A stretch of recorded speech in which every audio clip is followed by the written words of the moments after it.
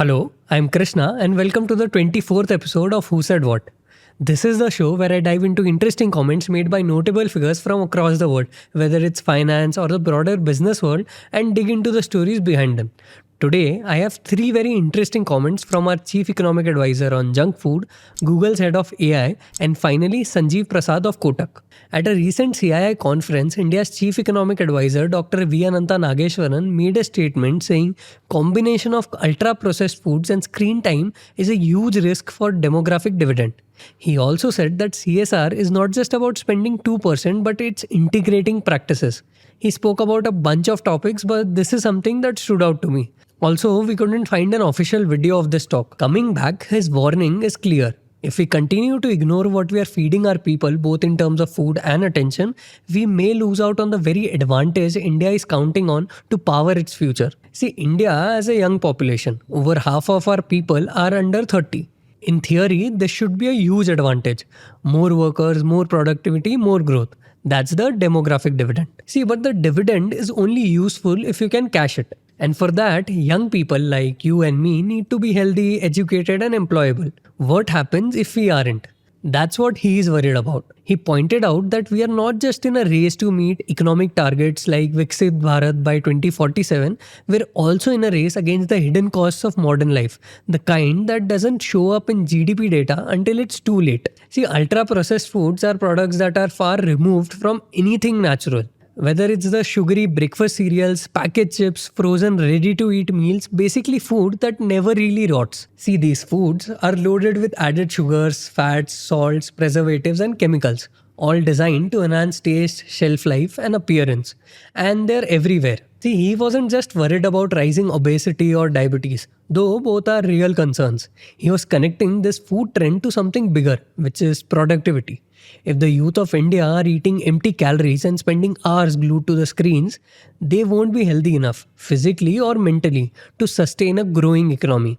Now, this isn't a one-off comment that he has made. It's part of a broader theme. He has mentioned this issue more than once.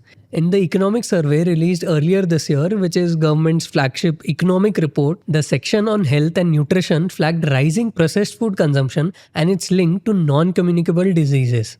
I came across a chart from Data for India showing that while overall calorie intake in rural India has stagnated, the share of packaged and ultra-processed foods has risen dramatically. You can literally see the shift in how India eats, from cereal and pulses to salty snacks and sugary packaged food. And this isn't just a nutrition story, it's an economic one. Because when young population starts to eat like an aging urban one, you can't expect it to power a manufacturing boom or compete in high performance sectors. And it's not just the chief economic advisor, even FSSI is stepping in. They issued a new advisory asking food companies to stop using the phrase 100% pure on their packaging and promotions. Why? Because the claim can be misleading. In a world where brand labels shout words like 100% real, natural or wholesome, even on products that are heavily processed, the regulator is pushing back. This move signals that the government is slowly waking up to how branding and packaging are shaping food choices, especially for children and teenagers. What the chief economic advisor is saying is that it's not enough to build factories, raise capital and chase export targets. If we ignore what the youth is consuming, we might end up with a generation that's chronically unhealthy. And that's a drag on the economy that no one talks about. After spending a couple of years playing catch up with the likes of OpenAI, it seems like Google's finally confident in its own AI abilities. They made a series of frankly ridiculous announcements at their recent I/O conference, including the truly insane VO3. There are some samples of what it can do and they're just bonkers. With AI that makes haters go crazy every time. Oh, y'all gotta give them that. This is wild. It's over. We are cooked on that thread. You get me? So I went to the zoo the other day and all they had was one dog. It was a Shih Tzu.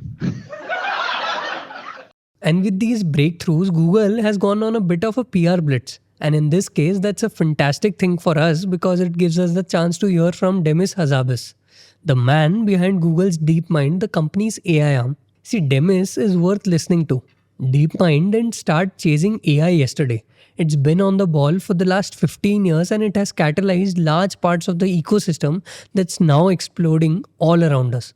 Many of the foundations of the magic you're seeing around you today began at the lab. He even won a Nobel Prize for his work. We're not talking about someone that's caught the latest trend, but someone whose life work has become the latest trend. We'll look at a single interview today, one he gave to the Heartfolk podcast. It isn't the only one around though. You should go and watch his other stuff, but there's enough in this single interview alone to leave us interested. For instance, we have often wondered why we haven't seen an explosion of AI products. Aside from the models that all the major labs are using, it's clear that basic chatbots are nowhere near the limit of what you can do with the AI. In the same way that emailing people is nowhere close to the limit of what the internet is useful for. But then, why aren't we seeing all those new cases pop up? Here's Demis. I mean, I think one of the challenges I think of this space is obviously the underlying tech is moving unbelievably fast. And I think that's quite different even from the other big revolutionary techs, internet and mobile. At some point, you get some sort of stabilization of the tech stack so that then the focus can be on product, right? Or exploiting that tech stack. And what we've got here, which I think is very unusual, but also quite exciting from a researcher perspective, is that the tech stack itself is evolving incredibly fast, as you guys know. So I think that makes it uniquely challenging actually on the product side, not just for us at Google and DeepMind, but for startups, for anyone really, any company, small and large, is what do you bet on right now when that could be 100% better in a year, as we've seen. And so you've got this interesting thing where you need kind of fairly deeply technical sort of product people, product designers and managers, I think, in order to sort of intercept where the technology may be in a year. So there's things it can't do today, and you want to design a product that's going to come out in a year. So you've got you've got a pretty deep understanding of the tech and where it might go to sort of work out what features you can rely on. Imagine you're trying to build a car. Right now, the best engines available are close to what ran a Ford Model T a century ago. In a year's time, however, even mediocre engines will be as good as anything inside an F1 race car. How would you even start designing your car? Even the basics like getting the right tires in place or finding the right coolant would be a multi-year R&D process. That's what we are seeing with AI. The engine of any AI product, the foundational model at its core, is evolving too fast for products to keep up. Now there's another thing at play. Something like the internet was, by and large, a communication device. Any use case you were trying to develop required extremely specific scaffolding, which you would have to code into place. AI, on the other hand, is a general purpose technology. Extreme diverse problems could require the same intelligence. As Demis explains, how are these things related, other than the fact I'm interested in all of them, but is that that was always the idea with building general intelligence, truly generally, and this in this way that we're doing, it should be applicable to almost anything, right? That being productivity, which is very exciting, help billions of people in their everyday lives, to cracking some of the biggest problems in science. 90%, I would say, of it is the underlying core general models. In our case Gemini, especially 2.5. And in most of these areas, you still need additional applied research or a little bit of special casing from the domain, maybe it's special data or whatever, to tackle that problem. And, maybe we work with domain experts in the scientific areas. But underlying it, when you crack one of those areas, you can also put those learnings back into the general model. And then the general model gets better and better. So it's a kind of very interesting flywheel. In the new world we are stepping into, even if you need to develop specific AI for some narrow use case, you can just feed its learnings back to the general model, making it even better. Now, what does the internet look like in this new era? Do we eventually just have a handful of super apps that can do everything you might ever imagine? Who knows? Demis at least is gearing up for artificial general intelligence or AGI, which is the sort of stuff you see in the most futuristic sort of science fiction. But what does this even look like? Are we close to getting there? Broadly, even he doesn't know. There's uncertainty about how many more breakthroughs are required, right? And also about the definition of AGI. I have quite a high bar, which I've always had, which is it should be able to do all of the things that the human brain can do, right? Even theoretically. And so that's a higher bar than, say, what the typical individual human could do, which is obviously very economically important. That would be a big milestone, but not, in my view, enough to call it AGI. Basically, it's a computer that's capable of everything a human mind is theoretically capable of. See, AGI isn't a question of what you see the average person around you doing. Everything that you have ever heard of anyone do, all the weirdest leaps that the greatest minds we have ever known can make, from Einstein to Picasso to A.R. Rahman, would potentially be possible for a computer. Meanwhile, computers will still do all the things they are already better than us at. From instantly solving complex mathematical problems to digesting large datasets to keeping tabs on thousands of sensors at once. Now, what do we need to get there? Demis talks about two things. Sort of true out-of-the-box invention and thinking, sort of inventing a conjecture rather than just solving a maths conjecture. Solving one's pretty good, but actually inventing like the Riemann hypothesis or something as significant as that mathematicians agree is really important is much harder. And also consistency.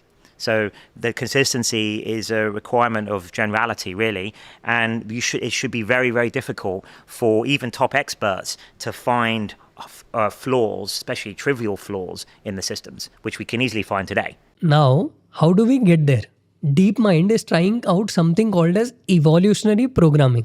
What's that? Yeah, so it's basically a way for systems to kind of explore new space, right? So like what things should we, in genetics, like mutate to give you a kind of new organism. So you can think about the same way in programming or in mathematics. You change the program in some way, and then you compare it to some answer you're trying to get, and then the ones that fit best according to a sort of evaluation function, you put back into the next set of generating new ideas. We have our most efficient model, sort of flash model, generating possibilities, and then we have the pro model critiquing that, right, and deciding which one of those is most promising to be selected for the next round of evolution. See, all the biological life you see and everything it can do, from the human brain to bird's wings to the trunk of an elephant, was created through evolution. This is a powerful process. It's capable of creating completely new ways of being.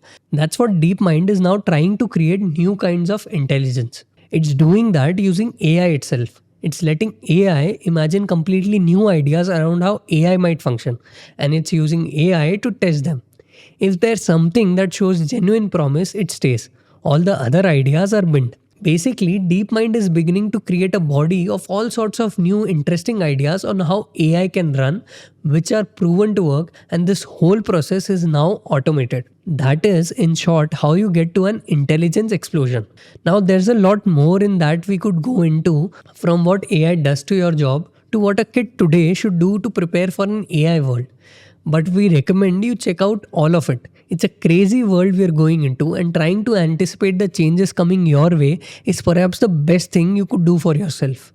Now, for the final story, Sanjeev Prasad, MD and co-head of Kotak Institutional Equities, recently said something in their research report about US bond yields and the dollar. Now, if I read that line as is, I'm pretty sure you will close this video. Not that anything is stopping you from doing that now, but okay. He's basically saying this. The US is dealing with its own mess. That is, rising yields and a ballooning deficit. But if the dollar starts to wobble, it's not just America's problem anymore. That becomes everybody's problem. So let me take this line by line. Let's break down what's really going on here and try to understand what he's saying. See, let's start with bond yields. Every time the US government wants to borrow money, it issues a bond. Investors buy these bonds, essentially lending the US money in return for a fixed interest rate. That interest rate, which is the yield, is the US bond yield. Now lately, these yields have been rising fast. Why so? Sanjeev points out two things. One, the US has been running massive fiscal deficit. It's spending way more than it earns in taxes, so it needs to borrow more and more. That means more bonds are being dumped into the market. Two, there's growing uncertainty about where the US economy is headed. Is inflation really under control? Will the Fed cut rates anytime soon? What if the growth slows but the inflation doesn't drop? You never know what Trump might say next. When investors start to worry, they ask for higher returns to lend money. So the yield on the US bonds climb. Now here's the key bit. This rise in US yields is mostly a US problem. Because higher yields mean the US government will now have to pay much more interest on new debt. Over time, that will blow a huge hole in the federal budget. Sanjeev even hints that this will affect the US's fiscal and debt position, especially since older bonds at lower rates are maturing and being replaced with costlier ones. It's a bit like someone with a huge home loan suddenly seeing their EMI shoot up when their fixed rate deal expires. That stress lands squarely on their own plate. So rising bond yields, it's a problem for the US, but for the rest of the world, maybe not just yet. But the dollar index or DXY, that's everybody's problem. Now, here's where things get interesting. See, while the US bond yields are largely the US's own headache, there's another metric that's much more contagious, the DXY or the US dollar index. See, this is a number that tells you how strong the US dollar is compared to a basket of other major currencies, mainly the euro, yen, pound, and a few others. When the DXY goes up, it means the dollar is flexing its muscles. When DXY falls, the dollar is losing strength. Right now, DXY is still strong. But Sanjeev is warning, if it starts to fall meaningfully, the entire global financial system may need a reset. Now, why does this matter? See, for years now, the dollar has acted as a global vacuum. Countries like China, Japan, and oil-rich Gulf states, basically the big savers of the world, have been pumping their surplus money into the US. They bought trillions worth of US Treasury bonds, they funded America's debt addiction, and in return, they got stability, liquidity, and predictable returns. Now, we have spoken about this a bunch of times on the Daily Brief and this show about how US became the world's reserve currency. But what if that story is starting to crack? Sanjeev argues that dollar strength has been hiding how shaky the US economy really is. It still enjoys the haven status. In times of trouble, investors still trust the dollar and pile into it. But if the dollar index starts sliding, either because the US economy weakens or because the world begins to question long-term sustainability of US debt, that illusion breaks. And when dollar loses its grip, the consequences spill everywhere. See, here's how Sanjeev lays it out. If dollar index starts declining sharply, three things could happen. Global investors, especially outside the US, reduce buying US assets. Imagine you are a foreign fund manager holding a bunch of US stocks or bonds. If the dollar falls, your investment loses value when converted back into your own currency. You might even start thinking, why take the risk? Why not invest money in markets closer to home or in assets that don't carry currency losses? Foreign holders of US assets might see actual losses. For example, suppose a Japanese pension fund owns US bonds. If the dollar weakens against the yen, even if the bond pays good interest, the yen value of the bond drops. That's a real capital loss that might trigger selling. Third, global capital flows might shift direction altogether. For decades, money has flowed into the US because of safety, strength, and returns. But what if that confidence drops? That flow might slow or even reverse. More capital might go into Asia, Latin America, or commodity-rich regions. To use an analogy, imagine the US was a massive magnet pulling in money from everywhere. If the magnet weakens, which is those metal bits, which is the global capital, start drifting away. That's what Sanjeev is flagging. Now, what about India? Sanjeev and his team say that rising US yields may not immediately affect the RBI's monetary policy decisions. India's bond yields for now are holding steady. Inflation is under control. The rupee, while weak, hasn't collapsed, and India's current account deficit, while rising, isn't at panic levels yet. But if the dollar index falls, India will be affected in complicated ways. See, India depends heavily on dollar-based trade. We import most of our oil and a lot of electronics and raw materials, all priced in dollars. So the USD INR exchange rate matters a lot. Now imagine the dollar weakens globally and the rupee doesn't strengthen proportionally. That could mean India's real exchange rate becomes misaligned. Our goods might look more expensive to foreign buyers. Exports could suffer. Or flip the scenario. If the rupee does strengthen in line with the dollar's fall, some exports become less competitive anyway and importers gain. But that puts pressure on domestic manufacturers. The larger point is that a resettling dollar changes the global pricing system. India, like everyone else, will have to adapt. Sanjeev gives some comfort here. He points out that India has three key buffers. First, a lowish current account deficit and healthy foreign exchange reserves. Second, reasonable inflation. Third, a fair INR value when you look at it through the rear lens, meaning the rupee isn't wildly overvalued or undervalued. That's it for this episode. Please let me know if you have any feedback for me in the comments below. You and me need to be healthy, educated and I'm saying unemployable. Taste, shelf life and